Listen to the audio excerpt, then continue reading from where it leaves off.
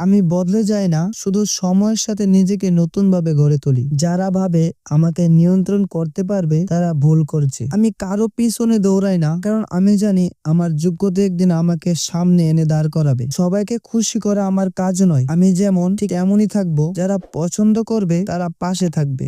আমার চুপ থাকা মানে আমি দুর্বল নই, আমি শুধু অপেক্ষা করি সঠিক সময়ের জন্য। যারা পেছনে কথা বলে তারা আসলে আমার সামনে পথে পরিষ্কার করে দিচ্ছে। আমি সহজ সরল হতে পারি, তবে আমাকে দুর্বল ভেবে ভুল করো না। সময় এলে আমি দেখিয়ে দেব আমার আসল চেহারা। আমি নিজের মতো করে বাঁচতে শিখেছি, কারণ অন্যের ইচ্ছে মতো চলতে গেলে নিজের মূল্য হারিয়ে ফেলতে হয়। যে আমাকে অবহেলা করছে সে নিজে একদিন বুঝবে তার সবচেয়ে বড় ভুলটা কি ছিল। আমার সাথে খারাপ ব্যবহার করবে আর ভাববে আমি কিছুই বলবো না। না ভাই, আমি চুপ থাকলেও সময় কিন্তু ঠিকই কথা বলে। আমি সবকিছু মাফ করতে পারি, কিন্তু বিশ্বাসঘাতকতা নয়। একবার বিশ্বাস ভেঙে গেলে তা আর কখনো আগের মতো হয় না। আমি কারো বিরুদ্ধে নয়, শুধু নিজের পক্ষে লড়াই করি। আমার জীবন, আমার নিয়ম। যারা মনে করে আমি তাদের ছাড়া চলতে পারবো না, তারা একদিন দেখবে আমি কত দূর যেতে পারি। আমি নিজের আত্মসম্মান নিয়ে কখনো কারো সাথে সমঝোতা করি না, কারণ আমি জানি আমি কতটুকু মূল্যবান। আমার